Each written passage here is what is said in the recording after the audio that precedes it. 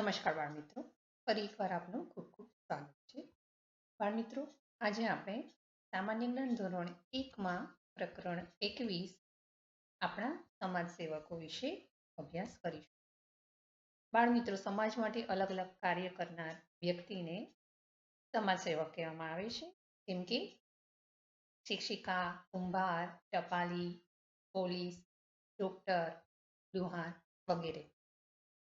અહીં કેટલાક કામ કરનાર વ્યક્તિના ચિત્ર આપેલા છે, તો આપણે દરેક ચિત્ર ઓળખવાના છે અને કામ કરનાર વ્યક્તિનું નામ બોક્સમાંથી પસંદ કરવાનું છે અને નીચે આપેલી ખાલી જગ્યામાં લખવાનું છે. તો સૌ પ્રથમનું ચિત્ર જોઈએ તો સૌ પ્રથમના ચિત્રમાં કઈ વ્યક્તિ દર્શાવવામાં આવી છે? એ ખેડૂત છે. ખેડૂત ખેતરમાં કામ કરે.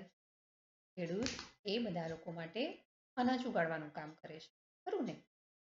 ત્યાર પછીનું ચિત્ર એ ટપાલી છે. ટપાલી ઘેર ઘેર જઈને ટપાલ આપવાનું કાર્ય કરે છે. ત્યાર પછીનું ચિત્ર છે એ ડ્રાઈવરનું છે. ડ્રાઈવર કયું કાર્ય કરે? ડ્રાઈવર બસ, ટ્રક કે અન્ય વાહનો ચલાવવાનું કાર્ય કરે છે. બાળમિત્ર, આ ચિત્ર માળીનું છે, જે ફૂલ છોડ ઉગાડવાનું કાર્ય કરે છે. ત્યાર પછીનું ચિત્ર જોઈએ તો તેમાં તમને શું દેખાય છે? એક વ્યક્તિ બીજી વ્યક્તિના વાળ કાપી રહ્યો છે. તો બાળમિત્ર, વાળ કાપવાનું કાર્ય કોણ કરે? વાળંદ. ત્યાર પછીના ચિત્રમાં કોણ દર્શાવવામાં આવ્યું છે? દૂધવાળો, જે દરેકને દૂધ આપવાનું કામ કરે છે. આ ચિત્રમાં તમે શું જોઈ રહ્યા છો? આ ચિત્રમાં એક વ્યક્તિને ચેક કરીને સારવાર કરે છે, બરાબર ને? તો એ વ્યક્તિને શું કહેવાય? ડોક્ટર કહેવાય. ત્યાર પછીના ચિત્રમાં એક શિક્ષિકા એ વિદ્યાર્થીઓને ભણાવી રહી છે. બાળમિત્રો, ત્યાર પછીનું ચિત્ર જુઓ. પછીના ચિત્રમાં શું દર્શાવવામાં આવ્યું છે? એમાં પોલીસ છે. પછીના ચિત્રમાં સુથાર છે. સુથાર શું કામ કરે? સુથાર એ લાકડામાંથી અલગ અલગ વસ્તુઓ બનાવવાનું કામ કરે છે. ત્યાર પછીનું ચિત્ર મોચીનું છે. મોચીનું શું કાર્ય છે? મોચી પગરખાં બનાવવાનું કામ કરે છે તથા ચામડામાંથી અલગ અલગ વસ્તુઓ બનાવે છે, ખરું ને? ત્યાર પછીના ચિત્રમાં કુંભાર દર્શાવવામાં આવ્યા છે. કુંભાર માટીમાંથી તાવડી, ઘડા જેવી અલગ અલગ વસ્તુઓ બનાવવાનું કામ કરે છે. ત્યાર પછીના ચિત્રમાં એક વ્યક્તિ શું કરી રહી છે? તે મશીન પર બેસીને કપડાં સીવવાનું કામ કરે છે. તો આવી વ્યક્તિને શું કહેવાય? દરજી. પછીના ચિત્રમાં વ્યક્તિ દિવાલ બનાવવાનું કામ કરે છે. તો તેને શું કહેવાય? કોળિયો. બાજુનું ચિત્ર જુઓ. તેમાં એક દુકાન આવેલી છે. તેમાં જીવન જરૂરી અલગ અલગ ચીજ વસ્તુઓ મળે છે અને એક વ્યક્તિ આ વસ્તુને જોખે છે અને પેક કરે છે. તો આ વ્યક્તિને શું કહેવાય? ગાંધી, એટલે કે વેપાર. મિત્રો, ત્યાર પછીનું ચિત્ર જોઈએ તો તેમાં એક વ્યક્તિ નળ લગાવવાનું કામ કરે છે.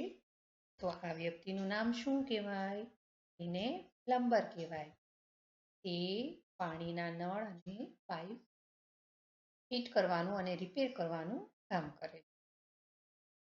બાજુનું આપેલું ચિત્ર ધ્યાનથી જુઓ. એમાં તમને શું દેખાય છે? એમાં એક વ્યક્તિ લોખંડની વસ્તુ બનાવે છે. તો વસ્તુ બનાવનારને શું કહેવાય? લુહાર. પછીના ચિત્રમાં શાકભાજી વેચનારને દર્શાવવામાં આવ્યા છે. તો શાકભાજી વેચે તેને શું કહીએ? કાચીઓ. તો બાળમિત્રો, આમ શિક્ષિકા, પ્લમ્બર, ગાંધી એટલે કે વેપારી, ડોક્ટર, કુંભાર, ડ્રાઈવર, પોલીસ, લુહાર આ બધા અલગ અલગ કાર્ય કરે છે અને આ બધાને આપણે સમાજસેવકો કહીએ. ખરું ને? તો બાળમિત્રો, તમારે આ અક્ષરે તમારી બુકમાં પણ આ નામ લખતું જવાનું. હવે આપણે સ્વાધ્યાય કરીએ. બોક્સમાંથી યોગ્ય શબ્દ પસંદ કરી મને ઓળખી મારું નામ લખો. જો બાળમિત્રો, અહીં બોક્સમાં અલગ અલગ નામ આપ્યા છે અને નીચે વાક્ય આપ્યા છે. તો વાક્યને વાંચી અને બોક્સમાંથી સાચો જવાબ શોધવાનો છે અને બાજુમાં આપેલી ખાલી જગ્યામાં લખવાનું છે. તો આપણે સૌ પ્રથમ જોઈએ. હું અનાજ ઉગાડવા ખેતરમાં કામ કરું છું. તો ખેતરમાં કોણ કામ કરે?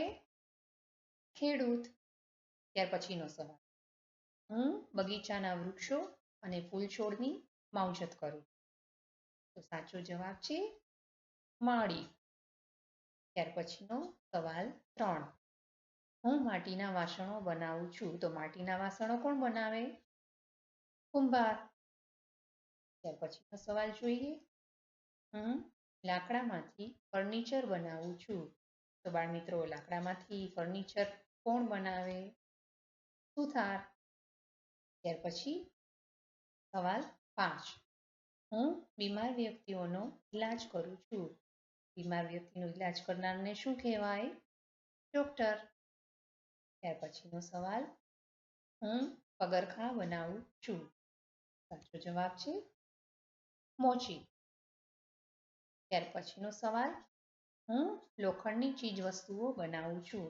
તો લોખંડની ચીજ વસ્તુઓ બનાવનારને લુહાર કહેવાય. ત્યાર પછીનો સવાલ જોઈએ. તો હું કપડાં સીવું છું. સાચો જવાબ છે દરજી.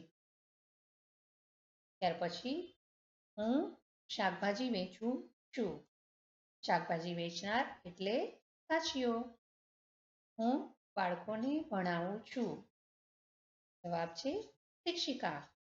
હું ઈંટો વડે મકાન ચણું છું. જવાબ છે કડિયો. અને છેલ્લું, હું વાહન ચલાવું છું. તેમાં આપણે લખીશું ડ્રાઈવર. તો બાળમિત્રો, તમારે ધ્યાનથી સમાજસેવકો વિશે માહિતી મેળવવાની છે. ચિત્રની સાથે સાચો જવાબ જોઈને લખવાનો છે અને સ્વાધ્યાય તમારી બુકમાં પૂરું કરવાનું છે. ફરી મળીએ આવતા અઠવાડિયે. ત્યાં સુધી આવજો.